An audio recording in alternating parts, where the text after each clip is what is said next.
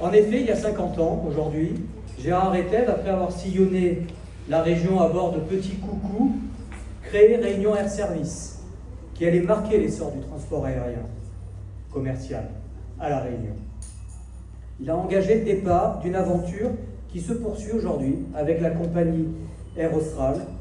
Et aux avions de tourisme de l'époque, des petits coucous faits de bois et de toile pour certains, se sont substitués aujourd'hui des monstres de technologie qui permettent de transporter des milliers, plutôt des millions d'ailleurs, de clients qui voyagent de l'océan Indien vers d'autres continents ou de ces continents vers l'océan Indien.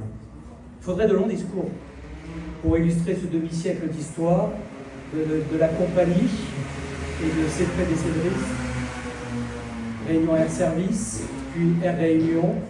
Mais finalement, rien ne vaut mieux plutôt que ces discours, que de beaux témoignages et tableaux illustrant cette période. C'est ce que nous avons dû faire au travers de l'exposition et des différents événements qui vont d'ailleurs jalonner cette période de célébration, puisque c'est une période de célébration, et que nous avons le privilège d'inaugurer ce soir avec l'exposition que vous allez pouvoir visiter dans quelques instants. Car aujourd'hui, c'est 50 ans d'histoire, un demi-siècle fait de succès, d'enthousiasme que nous célébrons. C'est une histoire d'avion, mais c'est aussi une histoire d'hommes, de courage, d'abnégation, parfois vis-à-vis des difficultés rencontrées. En soi, l'aérien, c'est un monde à part. C'est pas un secteur normal. Il porte le rêve, il porte l'évasion, l'envie de liberté finalement qui sommeille en tout humain et qui lui permet de progresser, de communiquer et de contribuer au développement des sociétés. Mais il reste fragile. Il accompagne les sociétés dans leur développement, parfois désordonné. Air Austral a connu, et connaît encore, quelques difficultés, mais la compagnie peut être quand même fière de son parcours, de ce qu'elle a accompli au service de ses clients, du développement de la zone océan Indien. Elle en reste le porte-étendard de la France. Nous pouvons tous ici avoir une pensée amicale pour tous ceux qui ont accompagné ce développement et permis cet état de fait, qu'ils soient aujourd'hui présents ou qu'ils soient pour certains partis vers d'autres horizons. Air Austral met en ligne aujourd'hui une flotte moderne de 8 avions long courrier et moyen courrier. Alors sur le moyen courrier, parfois un peu moins, malheureusement, a transporté plus d'1 million de passagers l'année dernière. Elle relie des continents, des pays, des cultures et finalement des hommes et des femmes.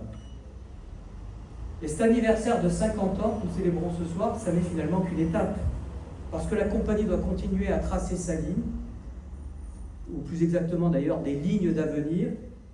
Et pour ce, je sais qu'elle peut compter sur l'appui, bien évidemment, de ses actionnaires, qu'ils soient publics ou qu'ils soient privés, l'engagement, l'enthousiasme de ses personnels, la fidélité de ses clients, qui pour un certain nombre l'accompagnent depuis très longtemps, et sur une vision claire de son avenir. Alors cet avenir, qu'est-ce qu'il est?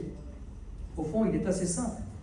C'est de continuer à relier les îles de l'océan Indien, à les connecter toujours plus efficacement entre elles, et puis avec les continents qui les entourent, que ce soit le continent européen, le continent africain ou le continent asiatique.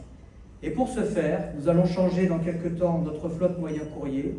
Nous allons le faire dans les 18 mois à venir, pour aller sur des modules qui seront plus adaptés à nos contraintes, à nos réseaux, améliorer notre service, avant de nous pencher bien évidemment, mais on le fera un petit peu plus tard, sur le renouvellement de notre flotte long courrier. Nous allons mieux intégrer nos réseaux, moyen et long courrier, sans oublier évidemment notre filiale EWA, notre petite filiale qui est basée à Mayotte, mais qui contribue aussi au développement de la compagnie. Nous allons rénover nos produits, continuer à les rénover, notre programme de fidélité, nos moyens de production, nos systèmes d'information, pour faire de cette compagnie une compagnie qui soit, comme on dit dans le jargon anglo-saxon, state of art. Donc la compagnie, elle est en mouvement. Toutes les énergies sont maintenant mobilisées pour préparer cet avenir que nous abordons avec confiance. Et ce faisant, ces personnels continueront d'accomplir, selon Antoine de Saint-Exupéry, je suis un lecteur assidu, le plus beau métier d'homme, qui est le métier d'unir les hommes. Je souhaiterais terminer ces quelques mots pour remercier toutes les personnes qui ont contribué à la réalisation de l'exposition que vous allez voir, que nous nous apprêtons d'ailleurs à inaugurer,